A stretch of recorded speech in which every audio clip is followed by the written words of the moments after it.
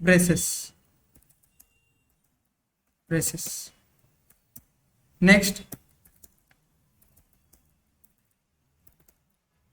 this is a immutable data type.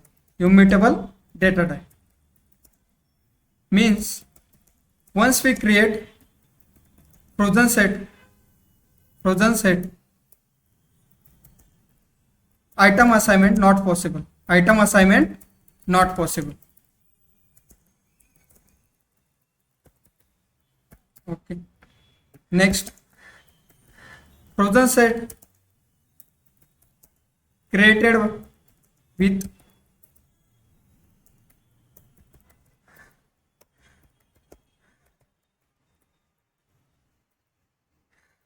we can create two types of frozen sets. First one is a empty frozen set. Empty frozen set means empty frozen set length is 0. Next, non-empty frozen set.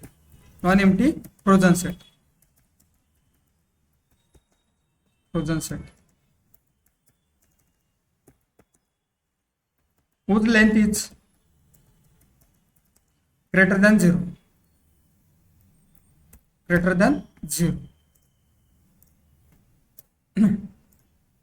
आता आपण बघू frozen set कसा create करायचा. ठीक आहे. आता तुम्हाला माहिती आहे लिस्ट, टपल, सेट, अजून जे पण आपण शिकलो जसं की फंडामेंटल मध्ये स्टार्टिंगला आपण इंट, फ्लोट, बूल, कॉम्प्लेक्स, नंतर सिक्वेन्स मध्ये set, str, bytes, byte array, range. ठीक आहे. नंतर लिस्ट मध्ये लिस्ट आणि टपल, नंतर सेट मध्ये सेट आणि आता फ्रोझन सेट शिकत आहोत. ठीक आहे. आता यामध्ये कोणकोणता टाइप इम्युटेबल आहे, कोणता म्युटेबल आहे हे आपल्याला सगळ्यांना लक्षात पाहिजे. नेक्स्ट, फ्रोझन सेट कसा क्रिएट करायचा. आता फ्रोझन सेट क्रिएट करण्यासाठी आपण डायरेक्टली ब्रॅकेट देऊन क्रिएट नाही करू शकत. ठीक आहे. आता तुम्ही बघितलं असेल की आतापर्यंत आपण देत होतो list1 equal to square bracket.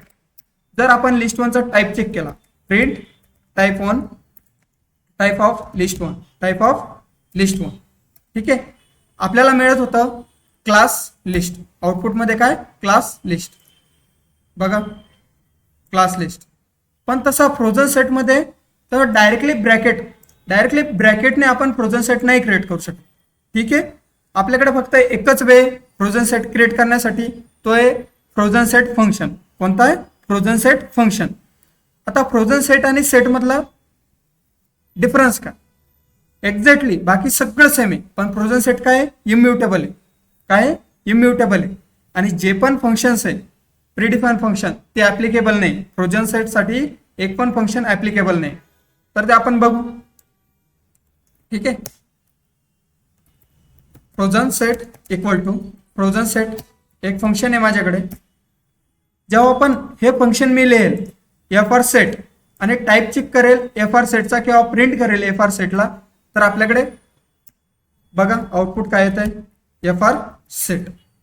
Output काहीच नाही येणार. हा झाला आपला एम्प्टी फ्रोझन सेट. काय झाला, एम्प्टी फ्रोझन सेट. नेक्स्ट, आता एम्प्टी फ्रोझन सेट डिक्लेअर केल्याच्या नंतर अजून आपण नॉन एम्प्टी फ्रोझन सेट कसा क्रिएट करायचा, तो एक क्वेश्चन आहे. ठीक आहे. तर सिम्पली काय करायचं, fr set 1 equal to frozen set, यामध्ये पास करायची लिस्ट. यामध्ये काय पास करायची, लिस्ट. 23, 34, 56, 78. आता बघा, print type of fr set 1.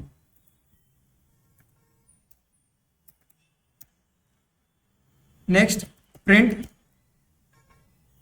fr set 1. बघा आउटपुट, क्लास काय येतोय, फ्रोझन सेट. आउटपुट मध्ये येत आहे 56, 34, 78 आणि 23. आता हा झाला फर्स्ट वे फ्रोझन सेटला कसं क्रिएट करायचं. हा झाला first way to creating non empty frozen set. Okay. Next second way.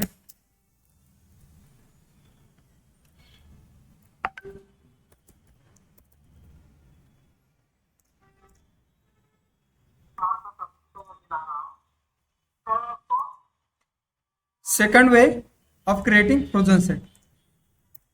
FR set 2 equal to frozen set. यामध्ये आपण डिक्शनरी पण पास करू शकतो. ठीक आहे. डिक्शनरी किंवा आपण म्हणतो याला तर सेट. सध्या आपण सेट म्हणू कारण की सेट शिकलोय. ठीक. 34, 56, 78 गणेश. बघा print FR set type of FR set 2 frozen set 2. बघा आउटपुट. याचा पण टाइप काय फ्रोझन सेट. काय येतो आपल्याला लास्टला फ्रोझन सेट. जसं की बघा हे मी कमेंट केलं.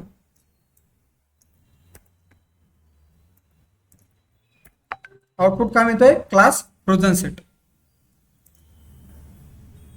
नेक्स्ट अजून एक way. FR set 3 equal to frozen set. यामध्ये मी पास करणार टपल 34, 56, 78 गणेश जावा पायथन.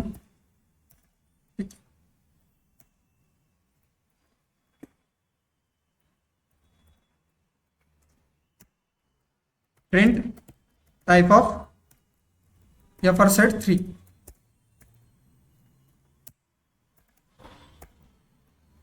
काय मिळते फ्रोझन सेट. समजतंय किती वेळेने आपण फ्रोझन सेट क्रिएट करू शकतो. हॅलो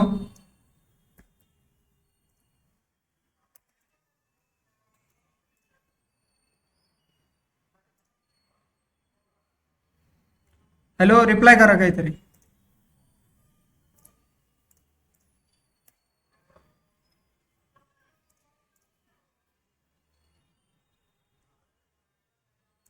ठीक आहे.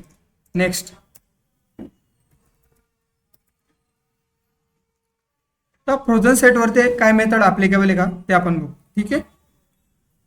FR set 4 equal to frozen set. इथे मी काय लिस्ट दिली समजा गणेश 34, 56 आणि 67. FR set 4 dot. बघा ज्या पण सेटवरती काही मेथड ऍप्लिकेबल होता जसं की डिफरन्स, इंटरसेक्शन, इज डिसजॉइंट आणि इज सबसेट ज्या ऑलरेडी आपण मेथड बघितल्या. कॉपी मेथड म्हणजेच काय return a shallow copy of a set. ठीक आहे. तर हे सगळं आपण बघितलेलं आहे आणि त्यातलेच काही मिनिमम मेथड ऍप्लिकेबल आहे. पण अशी कोणतीच मेथड ऍप्लिकेबल नाही जसं की इन्सर्ट मेथड जी ऑलरेडी जो पण फ्रोझन सेट बनवला आहे त्याच्यामध्ये काही चेंजेस करते का नाही. म्हणून फ्रोझन सेटला म्हणलं जातं इम्युटेबल. काय म्हणलं जातं immutable.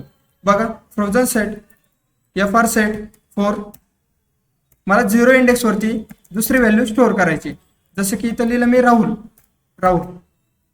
Print FR set 4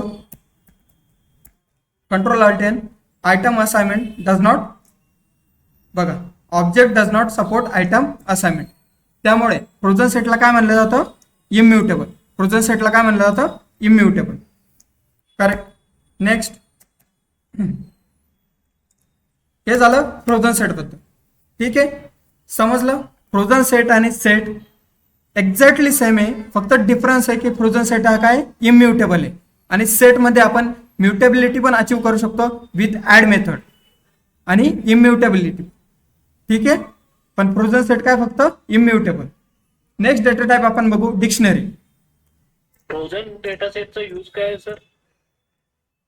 frozen data सेटचा यूज म्हणजे जसं की आपल्याला अशी रिक्वायरमेंट पाहिजे की आपला डेटा एकदा ऑलरेडी जो पण सर्व्हर कडून डेटा येतो सपोज. ठीक आहे. आणि त्याच्यामध्ये आपल्याला कोणी चेंजेस नाही केले पाहिजे. ऑलरेडी जो डेटा आहे तो ॲज इट इज पाहिजे, त्यामध्ये डुप्लिकेट नको, काही नको. ठीक आहे, तर तेव्हा आपण कोणता डेटा स्ट्रक्चर यूज करणार? Frozen set. म्हणजे इम्युटेबिलिटी पॉसिबल नाही, डुप्लिकेट एलिमेंट पण पॉसिबल नाही, ऑर्डर इन्सर्शन ऑर्डर आहे तर ती पण मेंटेन करत नाही. ठीक आहे, तर ह्या ज्या प्रॉपर्टीज आहे आणि ह्या जर आपल्या रिक्वायरमेंट सोबत जर मॅच होत असेल तर तेव्हा आपण कोणता डेटा टाइप यूज करणार? Frozen set. समजतंय? ओके. हो. आता प्रत्येक डेटा स्ट्रक्चरचा डिफरंट बिहेवियर आहे. जसं की लिस्टमध्ये म्युटेबिलिटी अचीव करू शकतो. ठीक आहे, तर तिथं जसं की आपल्याला समजा ऑलरेडी एलिमेंट आहे 0 पोझिशनला, तिथं नवीन एलिमेंट ऍड करायचे किंवा नवीन डेटा ऍड करायचा आहे, तेव्हा आपण लिस्ट यूज करणार, कारण की म्युटेबल आहे आणि इंडेक्स वाईज डेटा स्टोअर असतो. करेक्ट आहे का नाही? आणि ही जे पण सेट आहे, सेट डेटा टाईप, तो इंटरनली त्याने डेटा स्ट्रक्चर इम्प्लिमेंट केला असतो ट्री. कोणता? ट्री. जसं की तुम्ही ऐकलं असेल बायनरी ट्री, एबीएल ट्री. ठीक आहे, तर जे पण डेटा स्ट्रक्चर आहे ट्री रिलेटेड ते कुठे यूज होतात? सेटमध्ये. Next,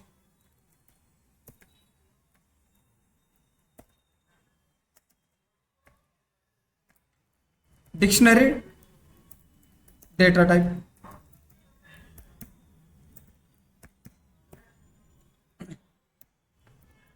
dict data type.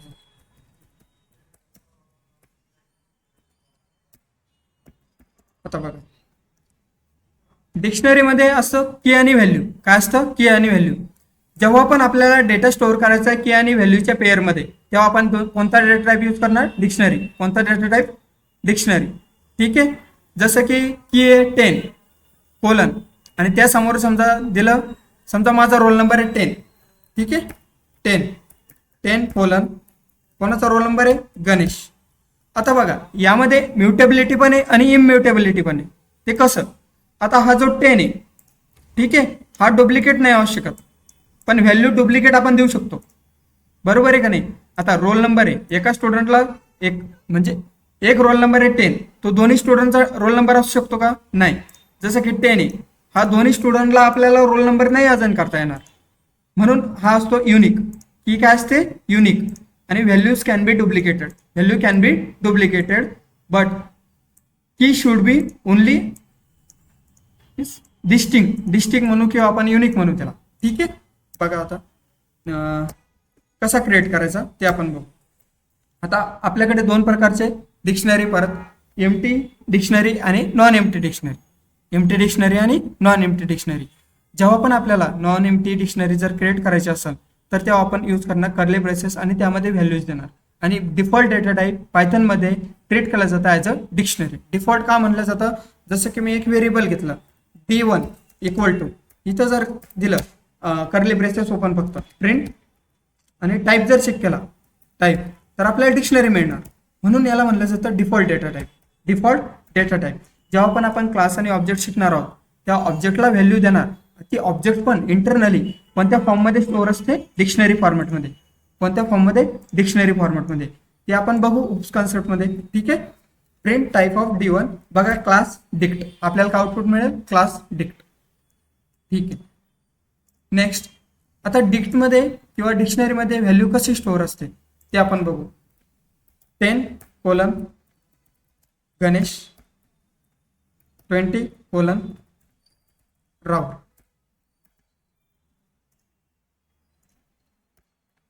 D1.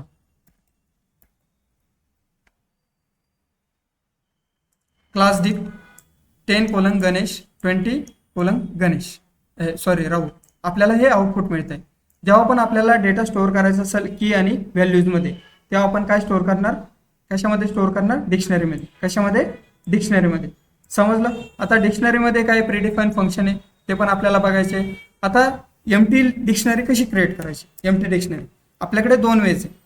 D1 equal to, हा एक वे झाला, याने पण आपण एम्प्टी डिक्शनरी क्रिएट करू शकतो. नेक्स्ट वे आपल्याकडे कोणतं फंक्शन आहे? डिक्ट. कोणतं फंक्शन आहे? डिक्ट. बघा, प्रिंट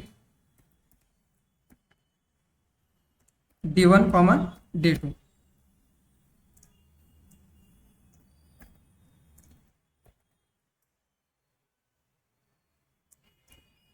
ही झाली आपली एम्प्टी डिक्शनरी.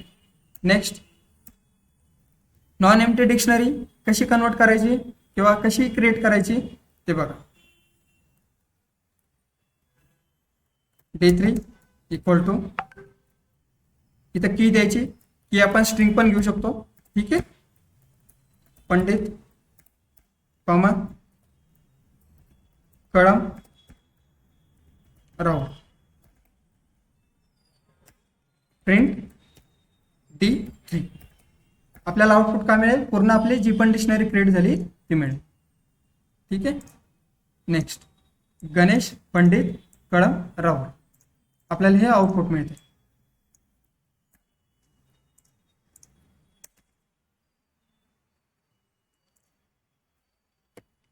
आता आपण डुप्लिकेट व्हॅल्यू घेऊ. D4 equal to 10 Ganesh comma 20 colon Ganesh. आता बघा, इथे पण व्हॅल्यू काय गणेश आहे, इथं पण व्हॅल्यू काय गणेश आहे, आणि दोन्ही पण व्हॅल्यू आपण डुप्लिकेट घेऊ शकतो. ठीक आहे. जर मी प्रिंट केलं तर कोणत्याही प्रकारचा मला एरर मिळणार नाही. ठीक आहे. Print D4.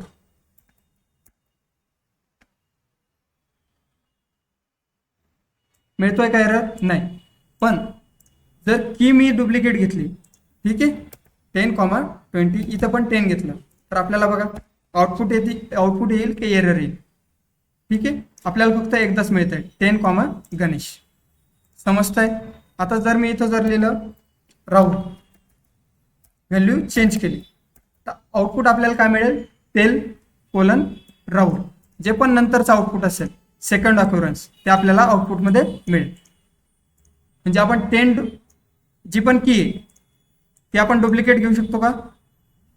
नाही. पण व्हॅल्यू आपण डुप्लिकेट घेऊ शकतो. समजतंय? हॅलो, आपण की फक्त डुप्लिकेट नाही घेऊ शकत, पण जी पण व्हॅल्यू ती डुप्लिकेट घेऊ शकतो. समजतंय का? येस. हो. नेक्स्ट, D5 इक्वल टू 10,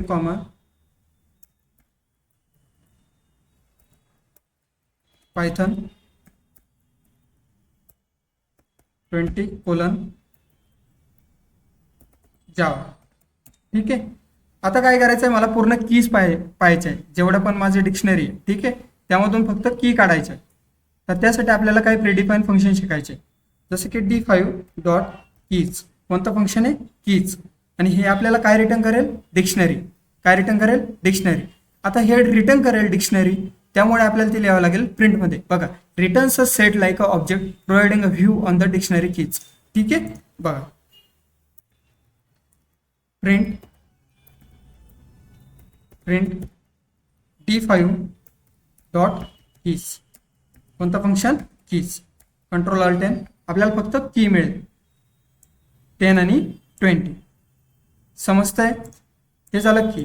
पण जेव्हा पण आपल्याला व्हॅल्यूज काढायचे असेल तर तेव्हा आपण व्हॅल्यूज कशा काढणार? Print D5 dot values. कोणतं फंक्शन? Values function. आणि ह्या व्हॅल्यूज फंक्शनवरती बघा, return an object providing a view on the object. आपल्याला हे एक ऑब्जेक्ट रिटर्न करेल. ठीक आहे. आणि ती ऑब्जेक्ट बघा कशाच्या फॉर्मॅटमध्ये राहील? डिक्शनरी. आणि नंतर पुढे राहील जसं की आपण दिलेलं आहे लिस्ट. हे स्क्वेअर ब्रॅकेट कशासाठी यूज होतं? लिस्टसाठी. Control alt N. बघा, पायथन आणि जावा. हे झालं व्हॅल्यूजसाठी. नंतर यामध्ये आपण खूप सारे फंक्शन बघू अजून. D5 डॉट किती फंक्शन आहे? गेट. आता गेट फंक्शनचा काय यूज आहे आपण ते बघू. Return the value for a key if key is in the dictionary else default. ठीक आहे. Get print. आपल्या गेट फंक्शन मध्ये काय द्यावं लागतं? की. जसं की मला ही 20 की मी प्रोव्हाइड केली आणि मला व्हॅल्यू पाहिजे जावा. ठीक आहे. व्हॅल्यू पाहिजे जावा, त्यासाठी मला इथे काय द्यावं लागेल? 20. काय द्यावं लागेल? 20. बघा आउटपुटमध्ये आलाय जावा. ठीक आहे. आता डिक्शनरीमध्ये इंडेक्सिंग आणि स्लायसिंग हे दोन्ही पण यूज नाही होत. ठीक आहे. कारण की इंडेक्सिंग जे पण कीज दिलेले आहे 10, 20, 40 ज्या पण आपण कीज देणार तर त्याच ऍड करतील ॲज अ इंडेक्सिंग म्हणजे इंडेक्सिंग सारखंच वर्क करतील. ठीक आहे, फक्त काय द्यायचं, कीज द्यायचं, की तिथे द्यायची आणि आपल्याला आउटपुट मिळेल. प्रिंट d5 डॉट पॉप, कोणतं function, pop. Remove specify key and return the corresponding value. If the key is not found return the default, if given otherwise raise a key error. ठीक आहे, आता पॉपमध्ये आपल्याला द्यावं लागते की, जसं की मी दिलं 10 तर आपली कोणती व्हॅल्यू रिमूव्ह होऊन जाईल, पायथन. बघा व्हॅल्यू काय येईल आता, पायथन. समजतंय, हे झालं पॉप रिलेटेड. नंतर आहे पॉप आणि पॉप आयटम, या दोन्हीतला डिफरन्स का, d5 डॉट पॉप आयटम. तर बघा, print the values of a stream or to system dot std out by default. ठीक आहे, नंतर बघू आपण यातला डिफरन्स. इथं देतो मी 20. बघा आउटपुट, अच्छा सॉरी,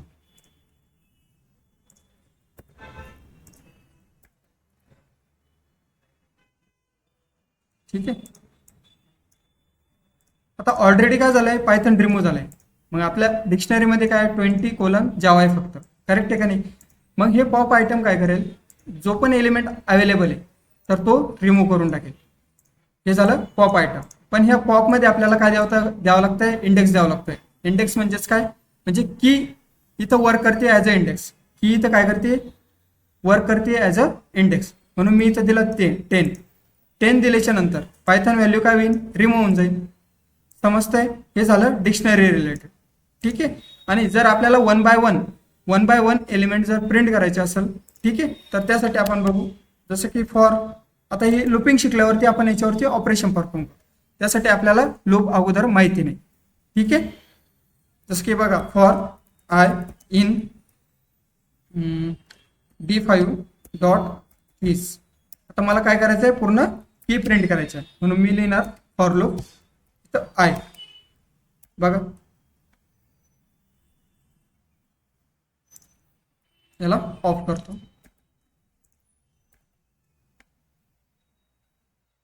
10 आणि 20. जेव्हा पण आपल्याला पूर्ण की पाहिजे असेल तेव्हा आपण काय करणार, फॉर लूपला इटरेट करणार. समजतंय, हे झालं फॉर लूप बद्दल. नेक्स्ट, समजलंय का डिक्शनरी. हो. नेक्स्ट आपण बघणार आता लास्ट डेटा टाईप, तो आहे नन टाईप. कोणता आहे, नन टाईप.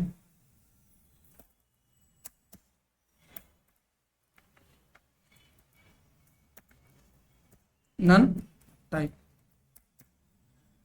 आता हा नन टाईप काय आहे, none type is a predefined class. None type is a predefined class. None type is a predefined class acts as none type data type. ठीक है, next one, none type means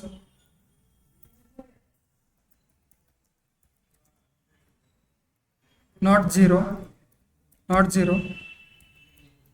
not empty,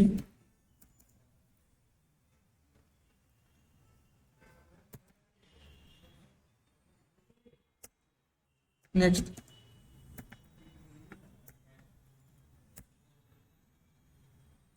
तर बघा, a equal to none for none type data type, for none type data type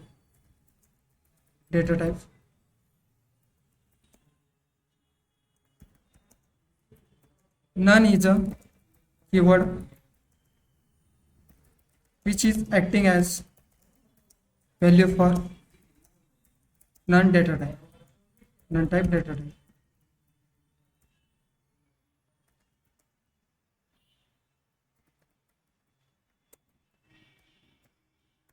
ठीक आहे, तर a equal to none लिहिलं आणि जेव्हा पण मी टाईप चेक करेल, print type of a, print type of ए.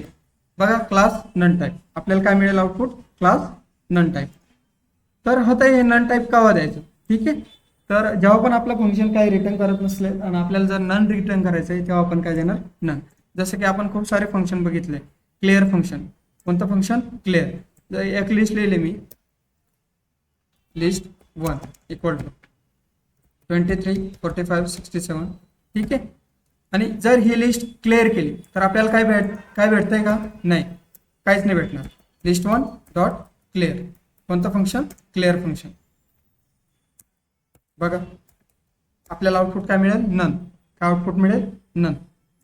समजतंय. जेव्हा पण एखादं फंक्शन काय रिटर्न करत नसेल तर ते काय रिटर्न करतात, नन, ठीक आहे. म्हणजे काहीच नाही. हे झालं नन बद्दल. नेक्स्ट आपण बघू आता ऑपरेटर स्टार्ट करू, ठीक आहे. ऑपरेटरच्या अगोदर आपण बघू जे पण आपण एवढे दिवसापासून प्रिंट लिहितोय, ठीक आहे, प्रिंट. समजतंय. आता ह्या प्रिंट बद्दल थोडंसं बघू आणि इनपुट कसं घ्यायचं युजरकडून ते पण आज शिकणार आहोत, ठीक आहे. ह्या बेसिक गोष्टी आहे आणि याबद्दल थोडंसं अजून आपण इन डिटेलमध्ये प्रिंटमध्ये कसं काय काय लिहू शकतो ते पण आपल्याला जाणून घेणं. नेक्स्ट बघा, आता मी इथं लिहिलं गणेश, तर हे ॲज इट इज प्रिंट होणार. हेच आता प्रिंटबद्दल शिकतो आपण. इथं आपल्याला डेटा टाईप संपले सगळे. समजतंय का. डेटा टाईपमध्ये काही प्रॉब्लेम असला तर मला उद्या परत नेक्स्ट लेक्चरमध्ये विचार करून थोडंसं विचारा, ठीक आहे. जर तुम्हाला काही आठवलं, डेटा टाइप मध्ये एक्झाम्पल घ्या, लिस्ट मध्ये जर मला 2 value at a time remove करायचे असतील तर कशा करता येतील. एक लिस्ट घेतली समजा, ठीक आहे, आणि 2 व्हॅल्यू मला काय करायचं, ऍट अ टाइम रिमूव्ह करायचे आहे, रिमूव्ह करायचे, ठीक आहे. लिस्ट 1 इक्वल टू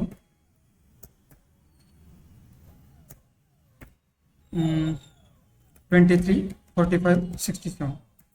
आता 23 आणि 45 मला ऍट अ टाइम काय करायचं आहे, रिमूव्ह करायचे, ठीक आहे. नेक्स्ट लिस्ट 1 डॉट रिमूव्ह, कोणती व्हॅल्यू रिमूव्ह करायची मला, 23. Next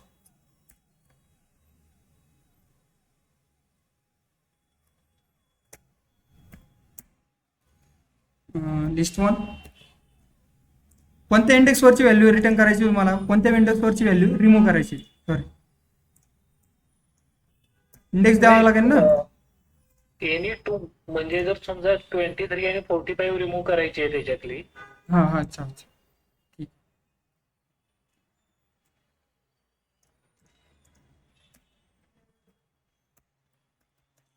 list 1 dot remove 45.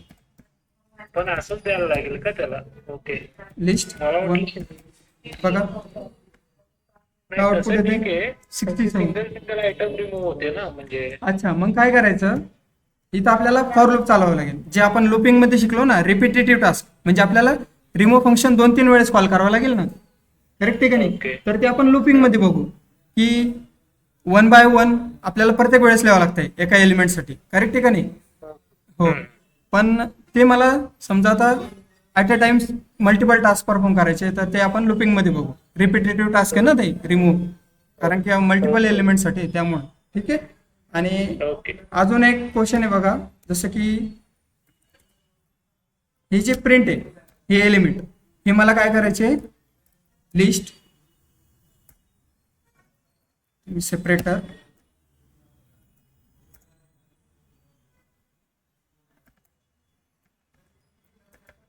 End list 1. आता बघा, आता हे 23, 45 आणि 67, ठीक आहे. आता हे मला लिस्ट मधून काढायचे तर तेव्हा आपण काय यूज करणार, प्रिंट स्टार लिस्ट 1 आणि एंड जो पण आहे हा एलिमेंट आहे 23, याच्यानंतर मला काय पाहिजे, स्पेस पाहिजे. समजतंय. तर तेव्हा आपण काय यूज करणार, स्टार लिस्ट 1 कॉमा एंड, आणि यामध्ये जर स्पेस पाहिजे तेव्हा आपण काय यूज करणार, स्टार लिस्ट 1, हे पूर्ण एक्सप्रेशन जे पण लिहितोय, ठीक आहे.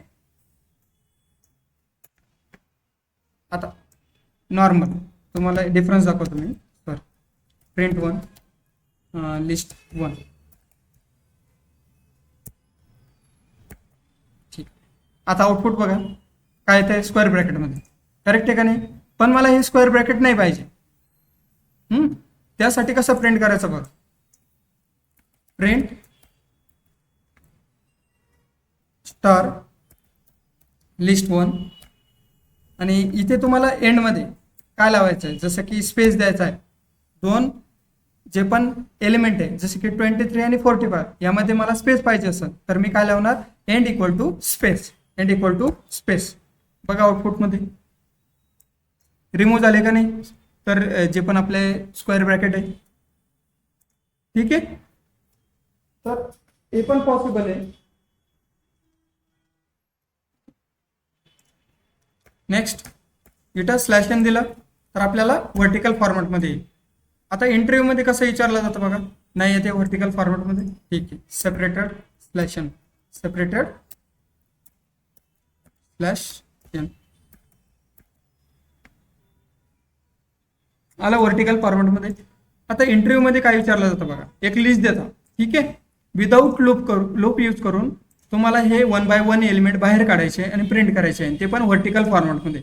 तर तेव्हा ही लाईन लक्षात ठेवायची, ही लाईन लक्षात ठेवायची आणि ही लाईन आठवायची. जसं की star list 1 separator equal to double quotation आणि स्लॅश एन.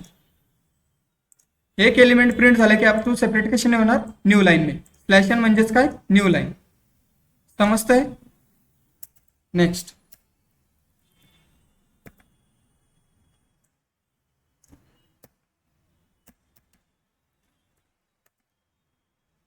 आपण बघू प्रिंट बद्दल. ठीक आहे. आता हे प्रीडिफाईन फंक्शन आहे. प्रिंट काय आहे, एक प्रीडिफाईन फंक्शन आहे. जे पण आपण डबल कोटेशन मध्ये लिहिणार ते ॲज इट इज प्रिंट होणार. फक्त याला काही एक्सेप्शन आहे, जसं की फॉर्मॅट स्पेसिफायर. आता तुम्ही बघितलं असेल सी लँग्वेज जर शिकले असेल तर त्यामध्ये %d आपण यूज करतो इंटिजरसाठी, %f यूज करतो फ्लोटिंग पॉईंट डेटा टाईपसाठी, %s यूज करतो फॉर स्ट्रिंग. करेक्ट आहे का नाही. पण ते पायथनमध्ये देणं पॉसिबल आहे का ते आपण बघू. ठीक आहे. अजून जर मला इनपुट पाहिजे की जसं की इथं दिलं मी h equal to 23, name equal to Ganesh. Correct आहे. तर इथं मला लिहायचं आहे माय एज इज 23, पण इथं व्हेरिएबलमध्ये मी चेंज पण करणार नंतर. ठीक आहे. जी पण व्हेरिएबलमध्ये व्हॅल्यू आहे 23 ती इथं आली पाहिजे. बघा असं माय नेम इज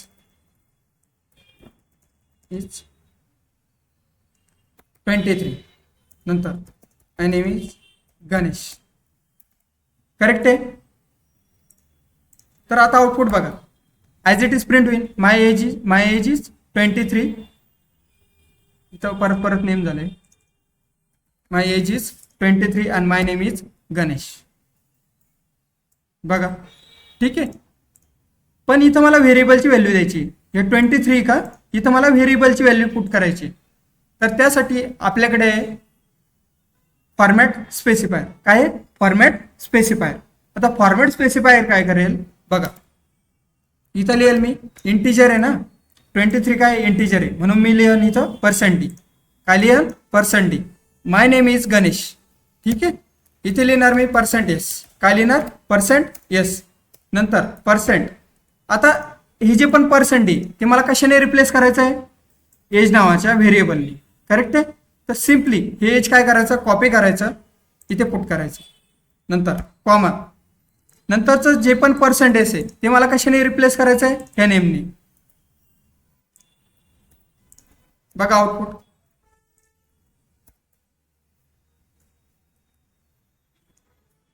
समजतंय. My name is 23, my age is 23, my name is Ganesh. Print होत आहे. ठीक आहे.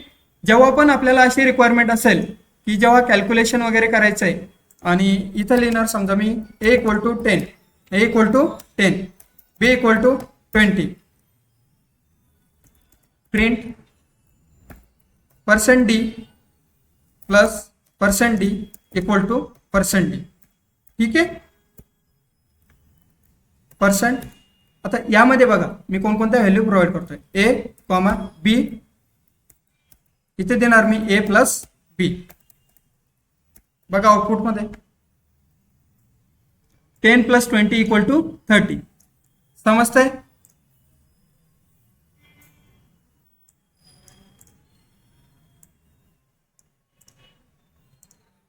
हॅलो. Yes yes. हो, हे झालं प्रिंट बद्दल. आता प्रिंट मध्ये आपण अजून जे पण पर्सेंट येईल तर याला म्हणतात प्लेस होल्डर. ठीक आहे, याला अजून आपण दुसऱ्या जसं की डॉट फॉर्मॅट नावाची एक मेथड आहे आपल्या पायथन मध्ये. ठीक आहे, तर त्याने पण आपण हे रिप्लेस करू शकतो. त्याने कसं होईल आपण ते बघू. ठीक आहे, ही झाली first method. Next, age = 34, name = Rahul. ठीक आहे, नेक्स्ट मेथड बघू आपण. प्रिंट माय एज इज, इथं देणार आपण कर्ली ब्रेसेस. हे जे कर्ली ब्रेसेस आहे यांना काय म्हणायचं? फॉर्मॅट किंवा प्लेस होल्डर. याला काय म्हणायचं? Place holder. याला काय म्हणायचं? Place holder. And my name is, परत इथं एक प्लेस होल्डर. ठीक आहे, आणि हे प्लेस होल्डर आपल्याला रिप्लेस करायचे. त्यासाठी आपण इथं लावणार डॉट फॉर्मॅट. काय लावणार? Dot format. समजतंय? नंतर yes sir. Age comma name. बघा आउटपुट मध्ये my age is 34 and my name is Rahul. ठीक आहे, ही जी फॉर्मॅट मेथड आहे ही आपण अप्लाय करू शकतो स्ट्रिंग वरती. कशावरती? स्ट्रिंग वरती. आता हे डबल कोटेशन इथून स्टार्ट झालं, इथून स्टार्ट झालं, इथं क्लोज झालं, म्हणून इथं लावलं मी डॉट फॉर्मॅट. Dot format. जे पण प्लेस होल्डर आहे ते मला काय करायचे? फॉर्मॅट करायचे. कशाने फॉर्मॅट करायचे? जे पण मी व्हेरिएबलची व्हॅल्यू देणार, इथं जे पण व्हेरिएबल देणार त्या व्हेरिएबलने ते ऑटोमॅटिकली काय झाले पाहिजे? रिप्लेस झाले पाहिजे. तर त्यासाठी मी काय यूज करणार? Dot format method. समजतंय? नेक्स्ट, अजून आपण काय देऊ शकतो बघा. Print A comma B comma C. हे पण पॉसिबल आहे. जसं की ए लिहिलं मी 10, B = 20, C = 30. At a time multiple variables आपण प्रिंट करू शकतो. इथं किती प्रिंट होईल? 10. इथं किती प्रिंट होईल? 20. आणि इथं 30. आपण सिंटॅक्स अलाउड आहे. समजतंय? Next, print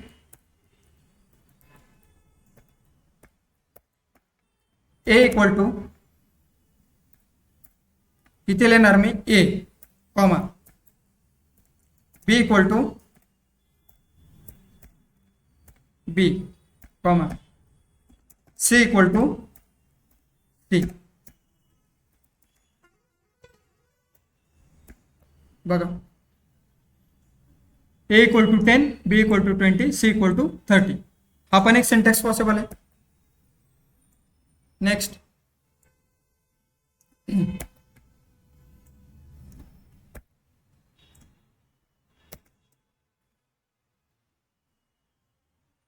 a = 10, b = 2.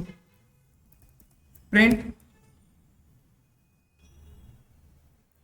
%d divide by %d equal to %f. ठीक आहे, तर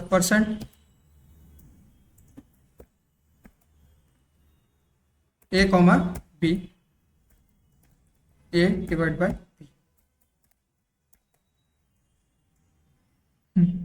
आता पॉइंट नंतर किती झिरो येत आहे? 2, 2, 4, 6. ठीक आहे, पण मला फक्त पाहिजे 2च झिरो. किती झिरो पाहिजे? 2च झिरो पाहिजे. समजतंय? तर त्यासाठी आपण इथे यूज करणार .2. काय यूज करणार? .2. बघा,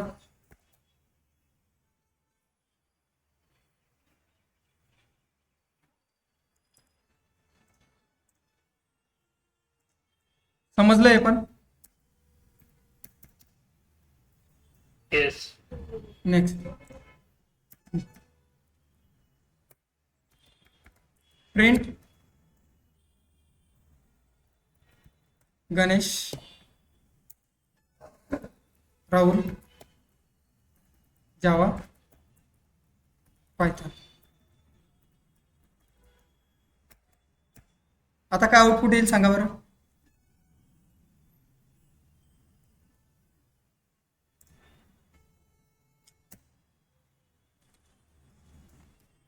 हॅलो,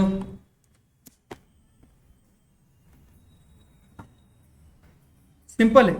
डबल कोटेशन मध्ये गणेश आहे, नंतर डबल कोटेशन मध्ये राहुल आहे, परत डबल कोटेशन मध्ये जावा आणि पायथन आहे. ठीक आहे. आणि मी तुम्हाला सांगितलं होतं ऑपरेटर ओव्हरलोडिंग काय असतं. ठीक आहे. तर बघा आउटपुट काय येईल सांगा बरं मला. Ganesh Rahul Java Python.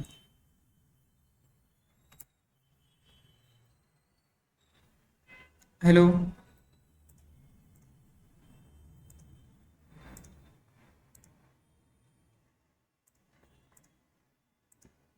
नाही सांगता येणार. नाही. ठीक. आउटपुट येईल गणेश राहुल जावा पायथन. ठीक आहे. पूर्ण ॲज इट इज येईल, फक्त कॉन्कॅटिनेशन होईल. काय होईल? कॉन्कॅटिनेशन. बघा. ठीक आहे. हम्म. पूर्ण टू स्ट्रिंग, पूर्ण जे आपण स्ट्रिंग्स आहे डबल कोटेशन मध्ये त्या काय होईल? जॉईन होऊन जाईल. हे कशामुळे होत आहे? प्लस ऑपरेटरमुळे. ठीक आहे. आता आपण बघू next example. Print Ganesh plus 3.11. ठीक आहे. आता आउटपुट काय येईल? गणेश प्लस 3.11. एरर यायला पाहिजे. Yes, correct, error. ठीक आहे. बघा, Yes. Can only concatenate string.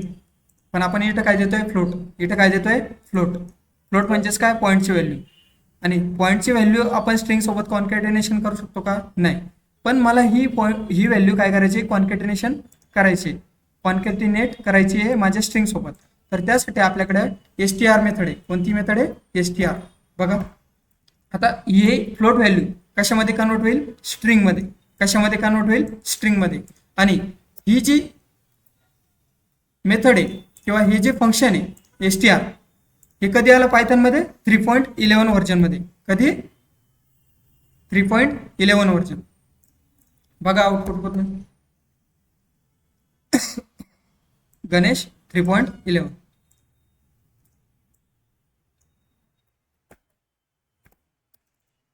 समजलं? नेक्स्ट प्रिंट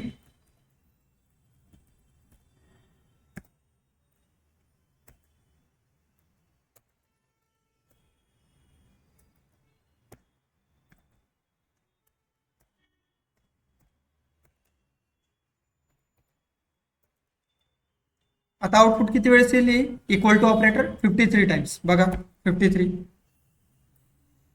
समजतंय? हे झालं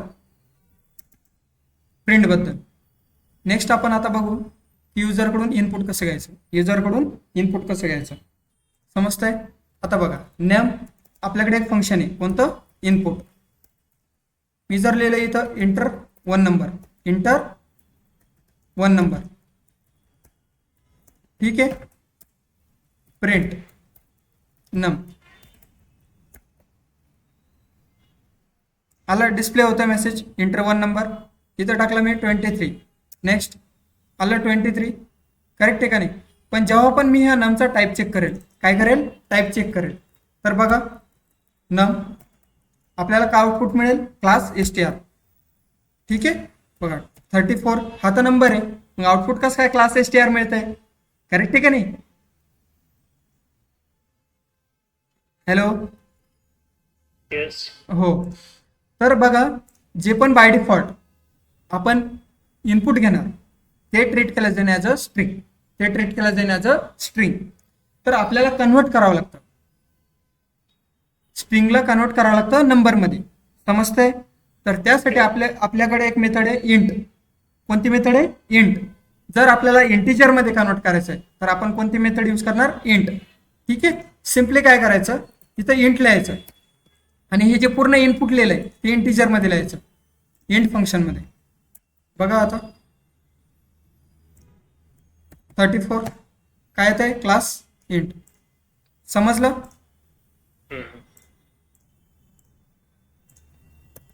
आता हे इंट मी रिमूव्ह केलं. ठीक आहे. num2 equal to input enter second number enter second number num plus num2. आता आउटपुट काय येईल इंटर वन नंबर समजा मी टाकला 23 करेक्ट आहे. नंतर 56 आउटपुट काय येईल 2356. यस करेक्ट 2356 कारण की ते काय स्ट्रिंग आहे. समजतंय. येस. हो.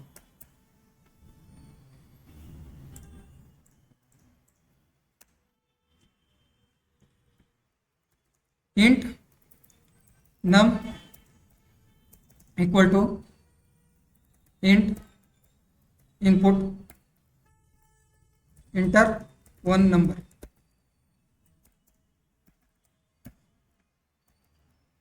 One equal to int input enter second number print num plus num2.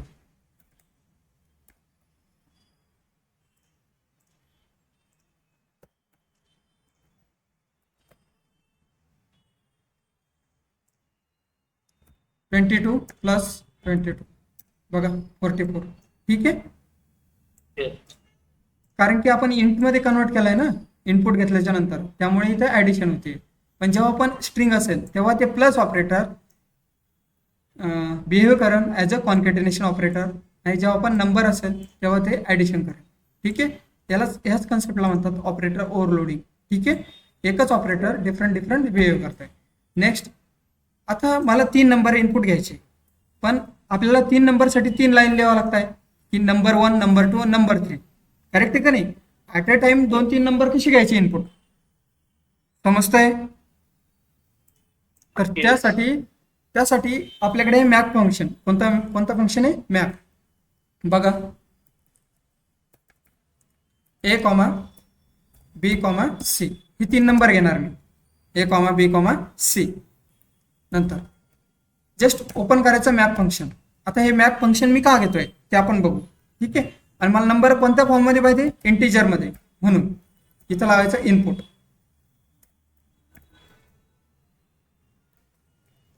Inter 3 numbers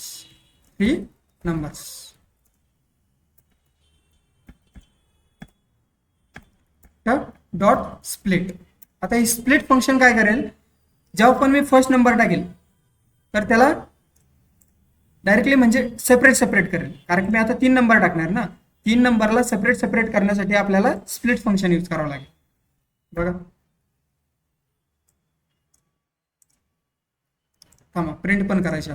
print A, B, C.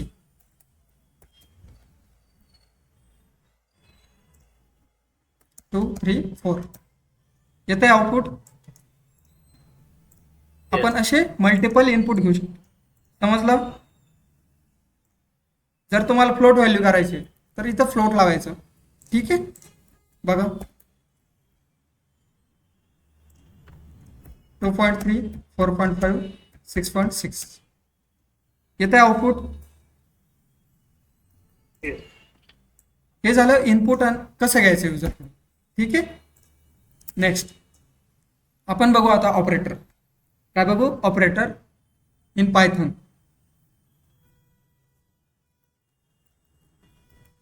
Operators in Python.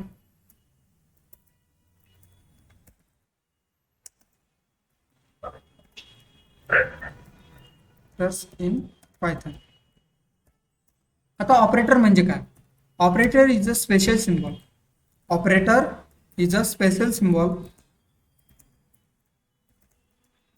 special symbol which is used to perform some operations on operands. ठीक आहे. आता operands काय असतं, a equal to 10 दिलं, b equal to 20. ए आणि बी काय झाले माझे ऑपरंड्स, ए आणि बी काय झाले माझे ऑपरंड्स. हो, जसं की सी ए प्लस बी, करेक्ट आहे. तर ए आणि बी हे झाले ऑपरंड्स आणि मी एक सिम्बॉल परफॉर्म करतो यावरती, तो आहे प्लस. हा प्लस काय झाला, special symbol which is use to perform operation on operands. समजतंय. Print c 30, correct. तर याला म्हणायचं ऑपरेटर आणि operands. Next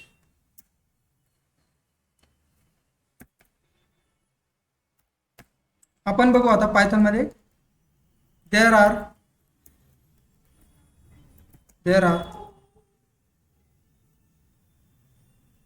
different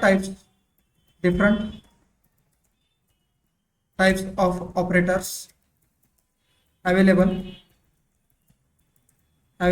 in Python. First one, arithmetic operator. Next one, relational operator. Third one, identity operator. Fourth one, membership operator. Fifth one, ternary operator.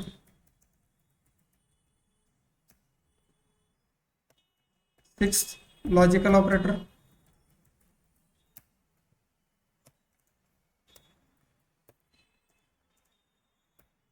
Seven, bitwise operator.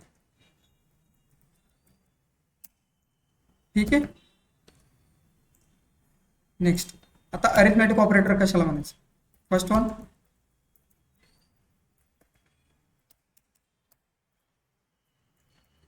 Arithmetic operator.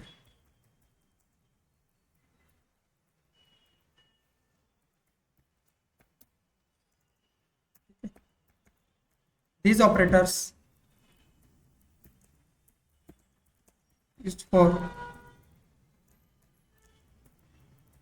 performing some mathematical calculations.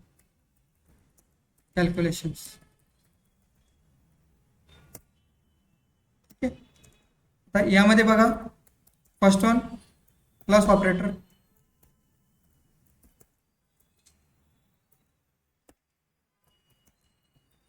Addition. हा कशासाठी use होतो, ॲडिशनसाठी. Next minus,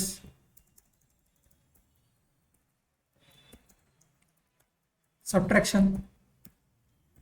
third one multiplication.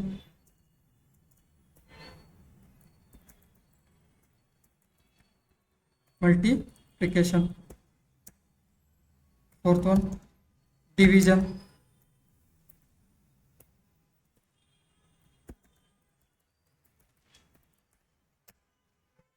Fifth one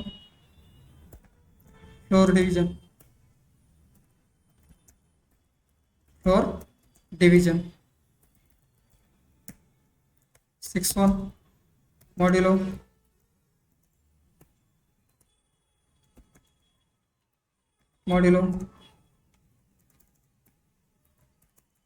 reminder as a answer.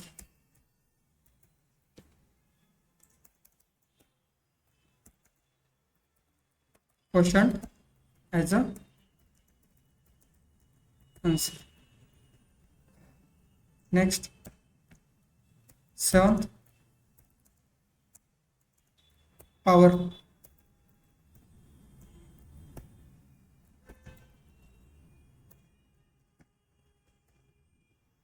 ठीक आहे. बघा आता हे floor division आणि डिव्हिजन मध्ये काय डिफरन्स आहे. परत हे क्वोशंट म्हणजे काय आणि रिमाइंडर म्हणजे काय. परत हे एक नवीन ऑपरेटर आहे पायथन मध्ये. जसं की तुम्ही ओल्ड लँग्वेज गेला, हे ऑपरेटर आणि हे ऑपरेटर तुम्हाला बघायला मिळणार नाही C जावामध्ये. ठीक आहे, पण पायथन मध्ये हे दोन ऑपरेटर नवीन आहे अरिथमॅटिक मध्ये. ठीक आहे, नंतर जे पण तुम्हाला मी सांगितले आयडेंटिटी ऑपरेटर आणि मेंबरशिप ऑपरेटर हे पण नवीन आहे. आता टर्नरी ऑपरेटर, ठीक आहे, टर्नरी ऑपरेटर याच्याबद्दल आपण थोडंसं बघू. ठीक आहे, इन ओल्ड लँग्वेजेस एक नोट देतो फक्त, note in old languages like C++, Java, C#.net,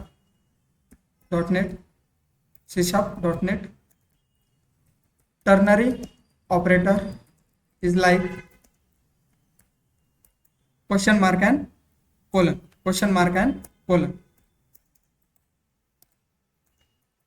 But in Python,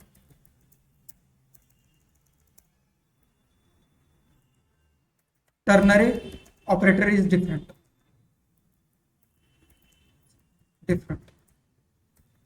Next,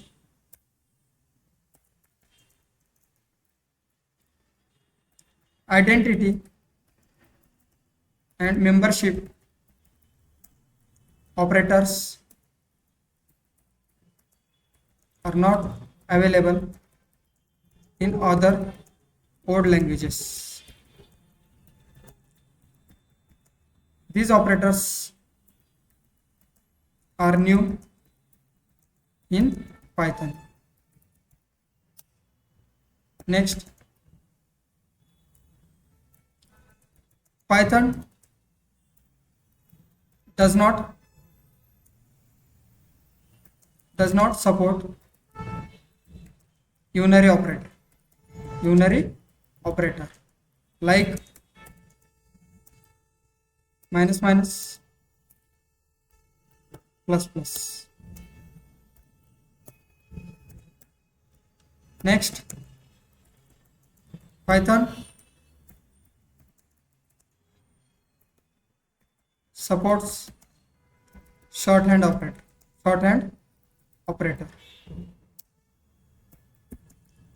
In Python, assignment operator divided into two types. First one, single line assignment. Next one, multi-line assignment.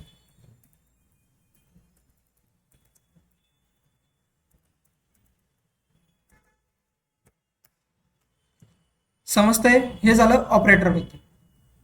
ठीक आहे, आता उद्या आपण याच्यावरती example बघू.